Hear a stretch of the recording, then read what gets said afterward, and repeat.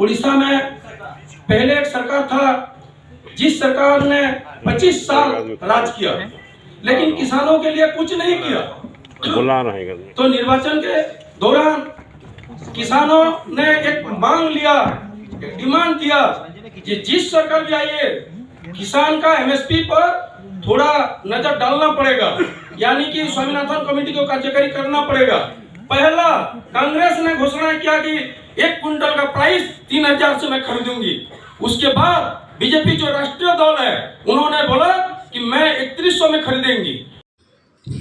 कोलकाता पूर्वांचल राज्य समूह संयुक्त किसान मोर्चार 2 दिनिया समन्वय बैठक अनुष्ठित हो जाइए। शिविर में संयुक्त किसान मोर्चार जातीय नेतृवृंद समेत पूर्वांचल राज्य ओडिशा, झारखंड और बिहार, पश्चिमबंग 62टी कृषक संगठनर सदस्य सामिल होते।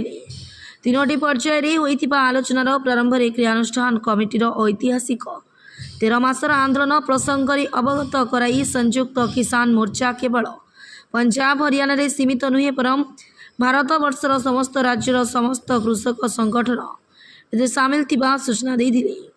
कृषक संगठन माने स्वामीनाथन कमिटी रिपोर्ट कार्यकारी करिबा, कृषिजात द्रव्यर मूल्य ग्यारंटी आईन, प्रत्येक कृषक को वार्धक्य भत्ता 10,000 टंका, समस्त कृषक मानक ऋण छाड़, विद्युत घरोईकरण एवं स्मार्ट मीटर, विस्थापन, जलसेचन, वन्य पशुद्वारा फसल नष्ट, कृषिजात द्रव्यर बजार और संरक्षण एवं कृषि क्षेत्र को कंपानीकरण विरोध में पुंखानुपुंख आलोचना होइतिला। आगामी दिन में यह सबू समस्यार समाधान पर आंदोलन करने निष्पत्ति होइतिला। ब्यूरो रिपोर्ट, बरगढ़ संवाद।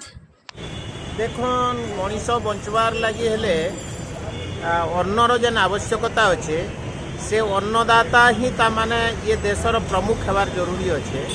ताकू नहीं चाषी मानकर भितरे जेन प्रकार गोटे आक्रमण चली आउ विकास नारे चाषी एवं चाष के जेन विनाश करवार लगी जेन जाऊछन ताकू नहीं राष्ट्रीय स्तर रे गोटे जबरदस्त तामाने चिंतन मंथन रो आवश्यकता अच्छे और लड़ाई रो गुरुत्वता देखा देइछे। ताकू नहीं चाषी नहीं बचला देश ही नहीं बचे। एथिपाई चाषीर मुद्दा चाष के बंचेबा एवं चाषी के बंचेबार एबे जेन प्रकार निजुक्ति संकोचन हेबार लगी आउ इंडस्ट्री नारे प्रदूषण एवं सर्वहारा बेरोजगार विस्थापन यही जेन संकट माने आउछे आउ दादन श्रमिक हेबार के जेन जाउछन ताकू रुकबा को हेले केवल चाषी एवं चाष को बंचेबार लगी गोटे बड़ धरण प्रयासटे रहबार कथा। आउ सेतेबेले गणतंत्र आंशिक रूप थिला, एबे गणतंत्र संपूर्ण भूलिसात हो जाइछे।